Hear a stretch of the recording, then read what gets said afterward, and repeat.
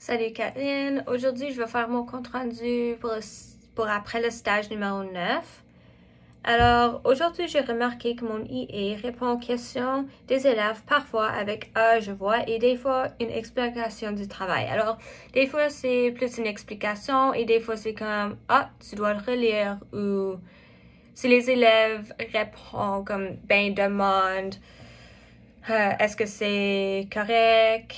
Elle dit tu dois revoir ou oui, bravo ma belle ou bravo monsieur. Alors juste des petites affaires comme ça. Et elle donne pas la réponse quand elle répond à une question, évidemment. Alors si une élève pose une question de clarification sur un travail, elle va répondre. Mais si les élèves demandent comme si la réponse est correcte, elle va dire nous allons corriger ça ensemble la semaine prochaine ou dans les prochains jours. Alors, elle répond pas direct au moment-là. Question numéro 2.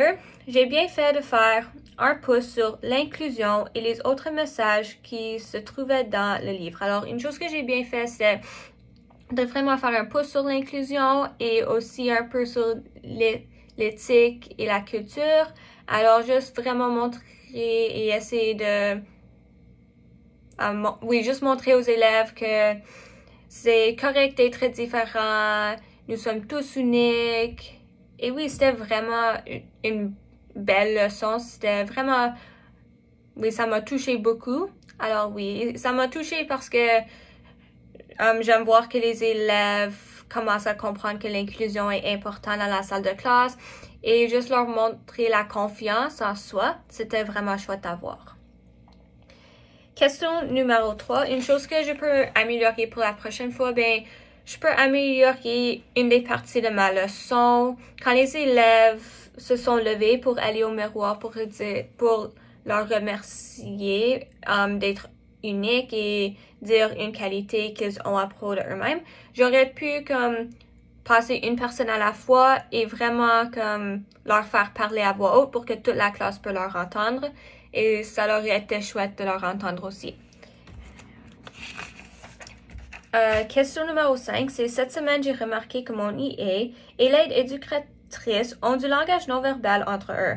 Par exemple, parler en chuchotant, comme bouger leurs lèvres sans le dire à voix haute. De plus, des fois, elles se donnent des sourires ou des regards. Alors, j'ai remarqué qu'ils se donnent des sourires ou des regards de temps en temps. Si quelque chose va mal avec l'élève que l'aide éducatrice est avec, peut-être il donne des petits regards ou il y a comme un petit code un petit peu. Puis ensuite, mon prof l'a fait avec moi un petit peu, alors elle me donne des sourires si quelque chose est drôle, quelque chose de drôle s'est passé dans la salle de classe, juste quelque chose qui nous ont fait rire, mais les élèves pensent pas que c'est drôle, alors moi et mon IA vont juste se donner des sourires pour que les élèves ne comprennent pas ce qu'on est en train de dire. Puis on se comprend très bien, on a juste ce sourire sur notre face et oui. Et aussi on se regarde avec un regard là, un petit peu plus comme drôle un petit peu. Alors oui. Alors si je continue, des questions que je pourrais demander ou qui me restent en tête. Comment pourrais-je mieux motiver les élèves à participer pour la prochaine fois? Alors, durant ma leçon aujourd'hui, il y avait une couple, mais plutôt la majorité des élèves n'étaient pas concentrés dans ma leçon ou n'étaient pas motivés à participer. Alors, je me demande comment je pourrais leur motiver pour participer la prochaine fois. J'ai essayé d'inclure des petites activités ici et là durant ma lecture, juste pour essayer de garder la motivation, mais il y avait des élèves qui étaient vraiment pas concentrés. Je me demande qu'est-ce que je pourrais faire pour aider avec cela. Parce que quand j'ai fait ma leçon, les élèves viennent de venir de la récréation, alors je pensais qu'ils seraient plus concentrés, mais peut-être ils étaient juste agités un petit peu après la récré, je sais pas, mais pour la prochaine fois, j'aimerais vraiment savoir comment je pourrais aider avec la motivation durant la leçon pour vraiment leur garder tout engagé parce qu'il y avait des élèves durant ma leçon qui allaient à mon professeur et la donneur massage était comme, moi, je suis en train d'enseigner, les amis, et il y avait une élève qui s'allongeait sur un petit coussin qui ont dans la salle de classe, puis j'ai dit plusieurs fois de ne pas faire ça et de s'asseoir comme il faut, mais ouais. Et il y a un autre élève qui a pris une affaire pour écrire dessus pendant ma leçon et j'étais comme, ben, on n'a pas besoin de ça maintenant, tu peux le ranger, on est ici pour concentrer. Et j'ai essayé de comme aller avec ça parce que sinon j'aurais eu le bordel. Je suis pas mal sûre. Question numéro 6. J'ai remarqué que les élèves parlent beaucoup plus hors de la salle de classe. Alors, les élèves parlent beaucoup plus hors de la salle de classe parce que je pense qu'il y en a une couple qui veut pas aller dehors à la récréation, alors ils parlent pour gaspiller un peu le temps et le temps qu'ils doivent être dehors. Et il y en a d'autres qui parlent, mais sont vraiment hâte pour aller dehors et jouer dans la neige.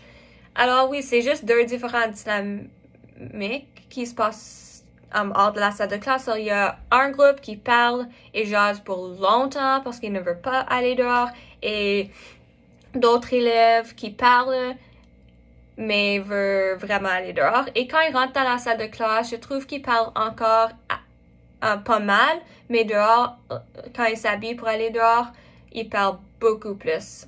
Alors oui, comme même dans le couloir, quand on va prendre une pause active dans la grande salle, et après qu'on va à la salle de bain, ben, je trouve que les élèves, en attendant que tout le monde soit fini à la salle de bain, les élèves parlent beaucoup parce que mon enseignant, comme leur supervise, mais comme leur donne un peu de temps de jasette, mais le moment où on rentre dans la salle de classe, mon enseignant est comme, il faut se concentrer maintenant, on vient de prendre une pause active, c'est le moment. Alors, elle essaie d'avoir des règles un petit peu de quand elle veut ses élèves parlent et quand elle ne veut pas que personne parle. Et même avec moi, j'aime me mettre un peu de règles de quand je veux que les élèves parlent et quand je ne veux pas que les élèves parlent. Alors, quand je fais ma leçon, je ne veux pas que les élèves parlent au-dessus de moi.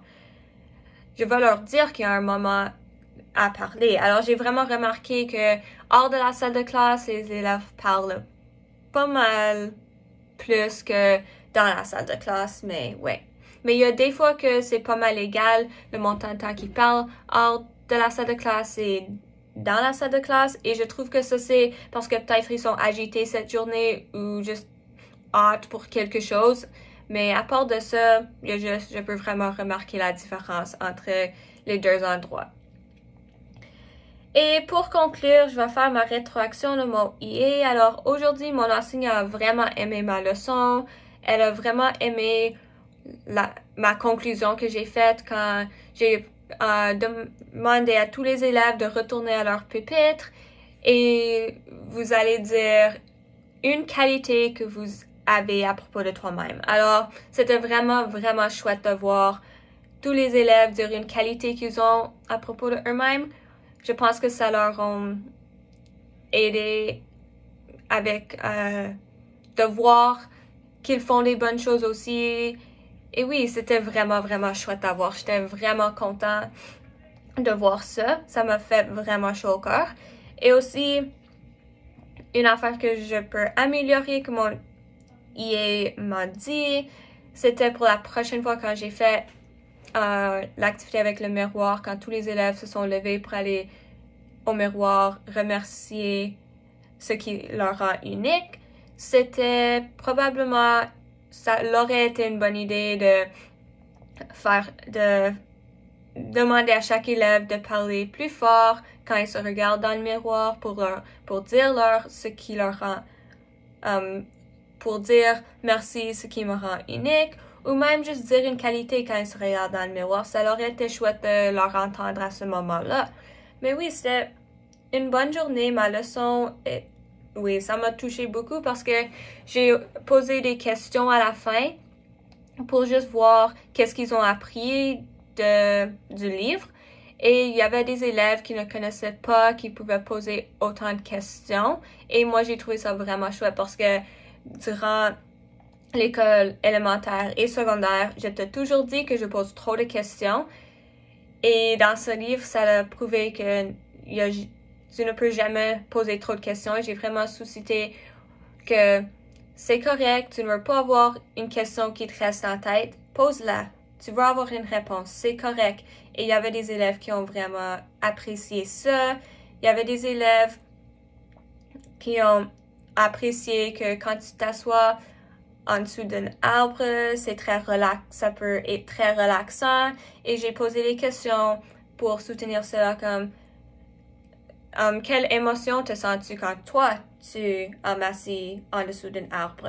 Alors, c'était super, c'était vraiment une bonne leçon, même si les élèves étaient moins motivés, la majorité d'eux, mais et aussi un peu moins concentrés, j'ai quand même eu une bonne discussion avec certains parce que je commençais à poser des questions aux élèves comme directement parce que j'ai vu qu'il n'y avait pas comme tous les élèves qui participaient, ben j'ai remarqué que pas tous les élèves participaient, alors je voulais comme dire élève A, qu'est-ce que toi t'en penses? Élève B, qu'est-ce que toi t'en penses? Élève C, est-ce que tu peux me donner une prédiction? Alors oui. Alors ça c'est comment ma journée s'est passée. Alors oui, merci d'avoir écouté et bonne journée.